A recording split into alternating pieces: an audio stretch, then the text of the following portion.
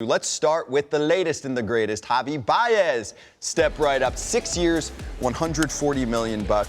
He is a Detroit Tiger. Opt out after 2 years. Limited no trade clause. He can block deals to 10 teams. Joel, like it or don't like it for the Tigers? Can I give it a, if I was doing the Siskel and Ebert, or did I just date myself on Siskel and Ebert? It's a thumbs up, but not an enthusiastic thumbs up. My biggest concern is the Tigers were third in the major leagues in strikeout percentage this year, most. You know who was third among individuals who were qualified? Javier Báez. Javier Báez. And so he exacerbates a problem. Conversely, the stuff that Báez does well that makes him a valuable player is all things that should help the Tigers. He's a terrific fielder. He has terrific instincts on the bases. He has real power. The question I would have, and you know this, Scott, because you were around the team a lot this year, is the Javier Báez we saw over the last 4 or 5 weeks with the Mets. That was a hell of an all-around player who wasn't striking out as much, who was walking more. Was that an aberration? Was it a blip? Or was there something where Javier Báez was like, wow, I am such a better player doing this?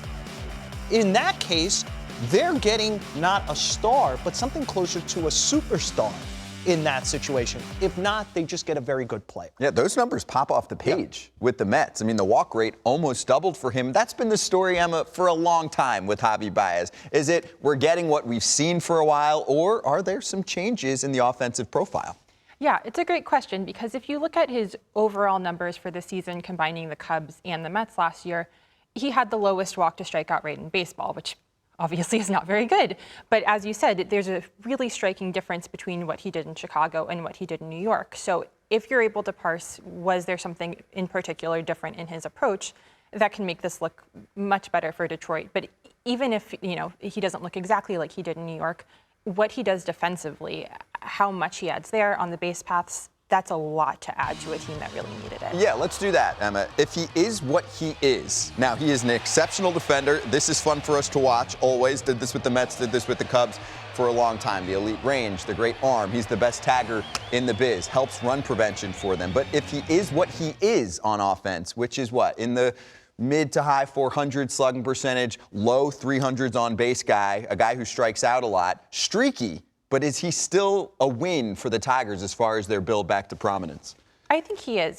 He's obviously not Carlos Correa, who was another shortstop they were targeting, but that is an upgrade from what they had. They also, as they're coming out of this rebuild, they have some other bats who should be coming up. Spencer Torkelson, Riley Green. We should see both of those good hitting prospects in the major leagues this year. So they're not counting on Báez to power this offense all by himself. And, I think that's a good thing for them. And, Scott, this is, again, something you sensed in Chicago, but if you were around the Mets, you knew is this is a fearless player. And I think that helps. First of all, it makes you believe he can handle a big contract and he's not going to be cowed by carrying the contract. I think it helps young players. To Emma's point, they are going to be bringing that up. It's still a pretty young pitching staff. You're putting a good defender behind them. So there is that. This player, as you know, I love to make basketball analogies. He always, and it was stronger when I saw him with the Mets. He really reminds me of Russell Westbrook. He plays with incredible self-confidence, and he plays at an incredible speed. But like Russell Westbrook, sometimes that leads to him winning the game, and sometimes that leads to him losing the game. And to me, again, the guy who played for the Mets, when he came back from his injury, that guy was great. If he's that guy, he's something more than a win-lose superstar. He's a win star. So I'm just curious what stuck late that is translatable over the life of a 6-year contract. I like the manager he'll be with, too. And A.J. Hinch with the Tigers did a really nice job with Detroit after that miserable first, month and change for Detroit. They were actually a pretty solid ball club. I wonder what Al Leiter thinks about this deal. Oh, he is with us. Guest joining us today on MLB Now. Al, great to see you, and we'll have you for a couple times here in the show. But for Javier Báez and the Detroit Tigers, just start off, plain and simple. Like it, don't like it for Detroit? Like it. Why not? Absolutely. With the contracts, first of all, happy for baseball and the players and everybody involved, because what we're watching right here with this artificial deadline has been exciting, certainly to watch from where I sit. But, look, I think what Joel brings up, Javi Báez, I think of him as a guy that can do amazing dynamic things on the baseball field that you see it in a highlight reel. And then there's a spot where you say, huh. And I think that for me was when he was traded from the Cubs to the Mets. You nailed it. Here's a guy that 184 strikeouts. He led the National League. But when he got to the Mets, I mean, his numbers were amazing. 299, 13 walks in only 167 at-bats, 335 at-bats. He walked 15 times, struck out 131 times with the Cubs. So what it tells me, guys, is here he is at 28, almost 29 years old, has a multi-year deal. There's a lot of comfort there. But if he has that ability to be able to go from 184 strikeouts on a high strikeout rate and not walk a whole lot to then bring it back, then that's in him.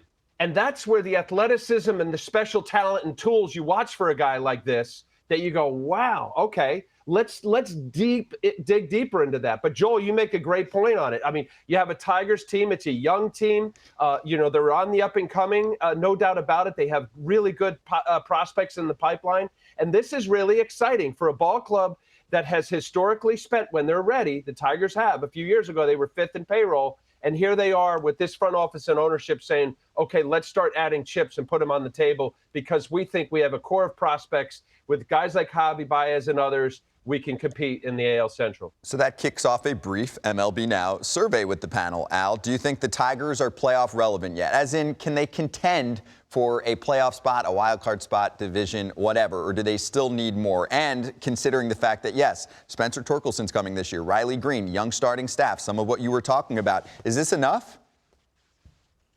I hate to sit here in not even December and say it's not a playoff contending team because of where we are and who knows what the expansion of playoffs. I like the idea, guys. But there you go, Eduardo Rodriguez. Let's start with him. Yes, they have really good arms. Look, Matt Manning and Struble. You mentioned Casey Mize. I mean, there's some growing pains with young pitching. Certainly, Eduardo Rodriguez and what he has shown, and that signing also is going to help some of those guys. So I think they need some more help for me to comfortably say that they would be competing. So let's see what they do. They only had a $91 million payroll up to this contract with Javi Báez. So add a few more players, and I would say yes. Okay, fair enough. And I'll stick around. I'll pose the same question to Emma. Playoff relevant yet in your mind? They were 7 games above 500 in the final 5 months, as in after the first month of the season. Yeah, I'd agree with Al that I don't think they're quite there. I think they need some help. I think we need to see how this young rotation is going to develop. But I do think they've done enough to be in the conversation. You know, this is not a super competitive AL Central outside of the White Sox. There's plenty of room here for them to really make some noise. I don't think they're necessarily going to have a playoff spot, but I think we'll be watching them a lot more in August and September. I think they're the second best team in the American League Central. Is that saying too much? Well, I think Al hit an important part, and maybe you know the answer since you're answering. You asked the question, and if you do know the answer, talking to my lapel, how many playoff teams are there next year? Or is it 5? We're going to have a new CBA. Is it 6? Is it 7? I mean, if you get to 7, to your point, are they the second best team in the division? I think there's softness in the division underneath the White Sox. And if you're good enough to be second in the division, it probably means you get to July 500-ish. And if you get to July 500-ish, and you can make moves in July, you're in it. So I don't think they're done. I think they have an exceptional manager. To Emma's point, they have a couple of prospects who, if you kind of get these are not low-level prospects. These are guys who they think well of. Sometimes that works immediately, sometimes it doesn't. If it works immediately, there's softness in the second spot in the division. Mm-hmm. Suddenly, they're the second team, and they could be the second team, and it's let's compromise, a 6-team playoff. I think they've got a shot. I like that. I do too. And they did say at one point this season, Al Avila, the GM of the team, we're done on the rebuilding. Now we're building. We're trying to contend here. And they've made a statement so far. Early in the offseason, still could do more. So